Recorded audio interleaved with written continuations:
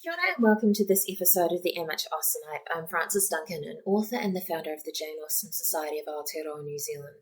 My special guest with me today is Amme. Kia ora. Today we'll be discussing Letter 35 of Lady Susan by Jane Austen. Letter 35. Lady Susan to Mr. de Courcy, Upper Seymour Street.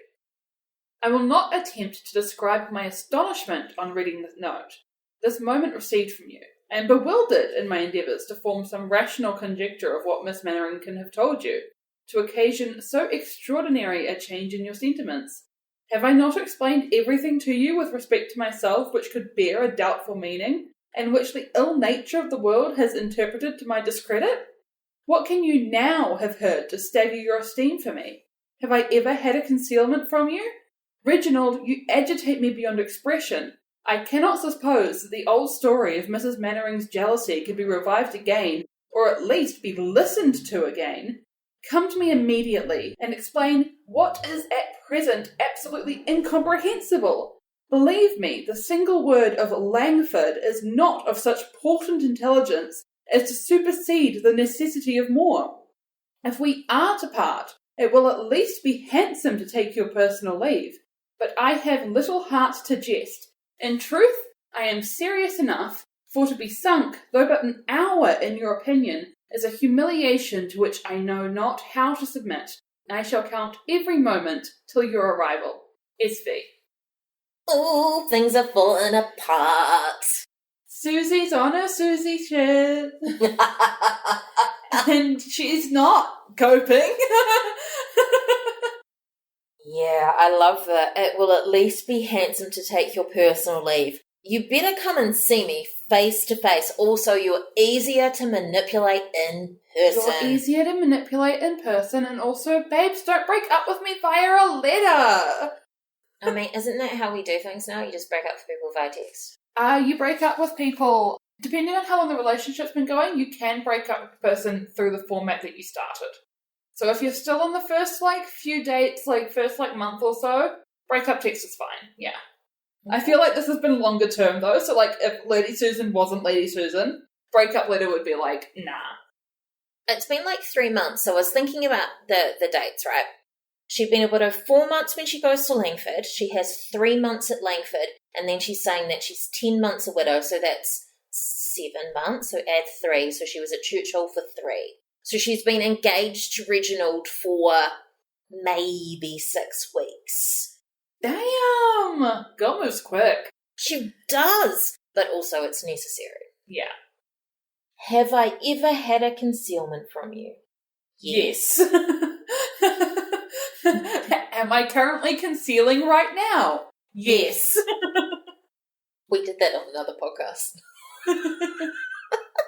We just read each other so well. She mentions that it's a note as opposed to a letter because it won't be going through the regular post. It'll be because they're both in London. They're both right by each other. Yeah. Send you a note. It'll be there. The poor message delivery kid who's just having to witness this drama and with the most bland customer service expression you can possibly have. You know what it makes me think of? Hilariously. Young Sheldon, when the head of his university talks to all the different other teachers about him, and she's like, tell me how you made him miserable. Describe the expression on his face. Because I could so imagine Lady Susan being like, no, I want you to watch while he reads the letter and come back and tell me exactly what he looked like. Yeah. And no, there will not be extra money in it for you. This is just what I'm due. The audacity, though. The sheer audacity. Have I not explained everything to you? The ill nature of the world trying to discredit me. I cannot suppose that the old story of Mrs. Manwaring's jealousy can be revived again. It's literally Mrs. Manwaring saying it. And also, that old story, not very old. Very fresh story, actually. And facts. Yeah. As Alicia says, facts are such horrid things. She saw him walk to her door herself. Yeah. She's like, there's my husband. going into his mistress's house. Yeah. How do you debate that? You really don't. And at no point throughout this have we been given the indication that Lady Susan entertains gentlemen for any other purposes. It's not like she's one of the boys. I don't think she respects men. No. Though I don't think she respects many people, No, actually. she definitely doesn't. I think she barely even respects Alicia? Yeah. And, like, they're as close to partners in crime as you can get. And she's still like, well, you really dropped the ball on that one, huh? One of the things I circled was, Reginald, you agitate me beyond expression, because Jane Austen uses beyond expression in Persuasion when she's talking about Anne. I believe it's when she realises that she's got the letter from Captain Wentworth and she realises that he's proposing to her, though no one in Jane Austen ever actually says the "will you marry me," pretty much. Yeah. And Jocelyn Harris has got a book, which is how I remember the quote, "A revolution almost beyond expression," which is not the full quote because there's a bit in there that Jocelyn's like taken out. Her book is all about persuasion, in case you didn't pick that up. I wonder if it's something that's from Jane Austen's own speech patterns, that beyond expression, and whether that's individual to her or whether that's something that a lot of people around her also say. Yeah, because it is a very, like, specific phrase. It's not one that I've encountered with, like, anyone or anywhere else. So it does seem to be true to her, but it's very tricky to figure out 200 years else. Post. Yeah. It's the same with Rational Creatures, which is also a web series, which my next series of the podcast is about, by the way. In Persuasion, she uses the term rational creatures, i.e. please see women as rational creatures. We don't need to be babied all the time or treated delicately. But Lizzie Bennet also uses it when she's trying to get Mr. Collins to hear her when she says no 5 times in a row to his marriage proposal. I'm a rational creature speaking from my heart. He's like, no, you're just a pretty lady who wants me to chase her. Ugh. That is the appropriate response to Mr. Collins.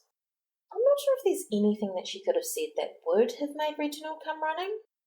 No, I really don't think you can fix that level of revelation. Because we know she came close to it previously when they were with Frederica. But at that point, she was already physically with him and therefore could immediately do damage control in person. And we get the paragraphs and paragraphs and paragraphs. You know how I feel about how we immediately switch into like novel mode when something is going down like that. Hearing what is going on and how things are being said. But now they're not around each other. And because this revelation has happened in like this brief moment of Reginald not being near Susan, it means that he can immediately avoid her and get that clarity of mind that is so important when dealing with people like Lady Susan. Because I think that if he did see her again, he'd just fall under her spell again. Yeah, because she would very patiently and a little bit hurt explain how wrong he was and how that hurt her. And then 6 to 8 weeks later, he would maybe have the presence of mind to think about that conversation and go, she didn't answer any of my questions though, did she? But she's so pretty when she smiles. Aww. And she says the big words. So confusing for my poor wee brain. But she does really well at talking about how shocked she was. I'm bewildered. Trying to form a rational conjecture. So extraordinary a change. Absolutely incomprehensible. And she ends very clearly on, I expect you to be walking out the door now. Yeah. I'm counting every moment to your arrival. Yeah. And it's like, babes, I think you were supposed to go after him in this situation. I think this is too much freedom for the boy you're trying to catch. She has lost her grip. It's also still funny, though. I love Lady Susan's letters, but even when she's like desperately clawing to try and get him back, I'm still like, this is fun. Yeah. You think that, like, as this was going down, Frederica and co just had a moment of like, yes. Why did I feel that? Like the reverse feeling of someone walking over your grave, of like, just like a sudden feeling of satisfaction, and it's like, where did that come from? Probably many people in Lady Susan's life would feel that. Yeah. Things are going badly for Lady Susan. What a nice relief. I do also kind of want just to see the interaction between Mrs. Mannering and Alicia's husband, Mr. Don't let that woman into my house, because I think they would be able to bond quite thoroughly over their mutual disdain of Lady Susan. Well, she is his kind of foster daughter. Ah. Yeah, that's why she went to him to complain. Wait. So Mr. Johnson's foster daughter, so technically Mrs. Johnson's foster daughter, is Mrs. Mannering. She married Mannering. And Mr. Johnson went, why did you marry a fortune hunter? You've got all this money. Cutting you off. And Mrs. Johnson's like, stupid girl. Also, why would you expect him to, he's so charming. Why would he be faithful to you? And Lady Susan was like, cool, rich friend, I'm going to come stay with you and seduce your husband. Oh my god, okay. So it's kind of like she seduced her niece's husband almost. Wow. It does just get worse. It does. So the more you know about what she's done, the worse it gets. Yeah.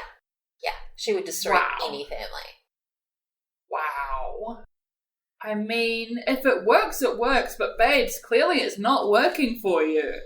There are a lot of commas in the final, the second to last sentence, and it is a bit of a mare to read. It's just but I have little heart to jest, semicolon. In truth, comma, I am serious enough, for to be sunk, comma, though but an hour, comma, in your opinion, comma, is a humiliation to which I know not how to submit, full stop. There's just a lot going on in that, okay? Jane Austen does do really long sentences, but it does work so well for Lady Susan as well. It does. You get that especially, I think, in writing, especially in kind of the writing that Lady Susan is doing right now of the no, please, more. That you get the run-on sentences, though sometimes you're not expecting them. And I remember early on one of our podcasts, you saying she starts something at the start of the sentence, and it's so long that by the end you've forgotten what she was originally talking about, so it's easier for her to manipulate you. Yeah, it's a lot. She does truly just talk her way around things. I mean, props to her. She was running a successful game for a bit. Think that has come to an end, though. So has this episode. Huzzah! Segue. That's our discussion of Letter 35 of Lady Susan by Jane Austen. I'm Frances Duncan. This has been Amme. Links to the socials are in the notes. Thank you for listening, and we wish you happy reading. Do I have a podcasting voice? Yes. Yeah, I thought so. All right. I just love the fact that you had to check the front of the book for that one. Also, literally, this is a thing that I do. Also, I forget what the chapter or letter is, so that's why I keep the book open even when I'm not needing to refer to it anymore, so I can go, yes, it was letter 35 we just did.